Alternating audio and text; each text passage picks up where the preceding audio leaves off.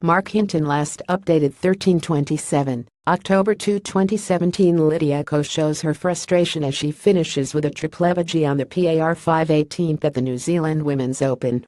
The smile might have been through gritted teeth, but Lydia Ko was still reaching for the positives after a brutal finish to her precious New Zealand Women's Open at Windross Farm, south of Auckland on Monday. It was so far from the conclusion that the 20-year-old Kiwi world number 8 deserved, as Auckland's inclement spring weather forced the inaugural IPCA-sanctioned event into an extra day after Sunday's scheduled final round had been wrecked by heavy squalls and high winds. The rain largely stayed away in Monday's time added on, but the winds were heavy and biting and made negotiating this converted farmland out near Ardmore Airfield a testing proposition indeed. In the end, it was beyond even Ko's reach, which said a lot about the degree of difficulty. The former world number 1 and two-time major winner had started so promisingly too, resuming at 9 under through 10 and 1 under for her round. Redmore Henderson crowned New Zealand champion. Lydia's last push falls short. Ko, unable to make her move, Canadian hotshot 1 to beach bogeyed the PAR 3/13th, but then, sensationally, chipped in on the 282-meter PAR 4/15th for an eagle to soar to 10 under in a share of 4th. Everyone on course, and there was a decent crowd once again, hoped a top 3 finish could transpire, though runaway leader Brooke Henderson was out of reach. Then things came undone. Badly. Ko double bogeyed the PAR 3/17th when she lost her tee shot left and a cold peak found, and then triple bogeyed the PAR 5/18th when she took an air swing from a tough spot beside a greenside bunker, then left her chip shot short.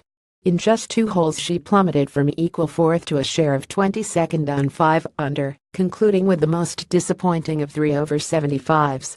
Normally, after a finish like that, a pro golfer would go nowhere near the media room. They couldn't trust themselves to speak.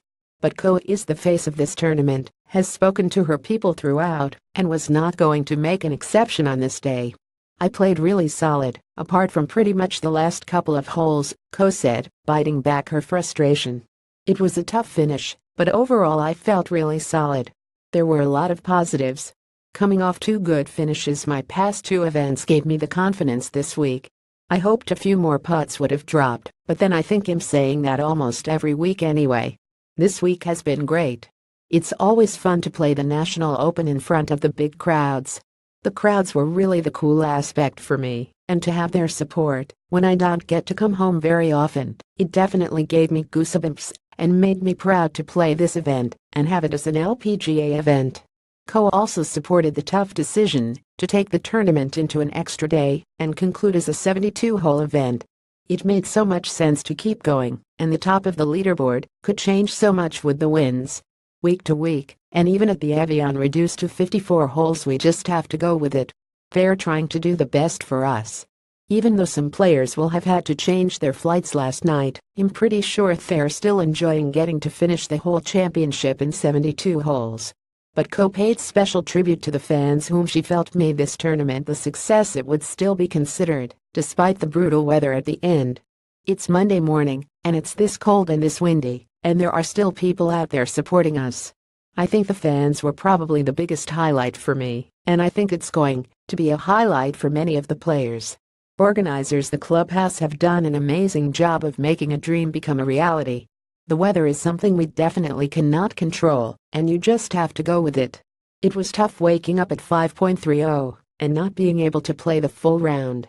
But it is part of what we do.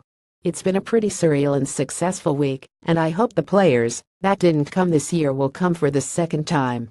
This is going to be a really cool spot for the girls, and hopefully throughout the years it will keep getting better." The final word, deservedly, went to clubhouse chief Michael Goldstein, who thanked Ko for her commitments as the face of the tournament. "Lydia has carried the weight of New Zealand on her shoulders this week, and just coming into the media center now after that finish speaks volumes. Lydia's a trooper. She sure is. Stuff."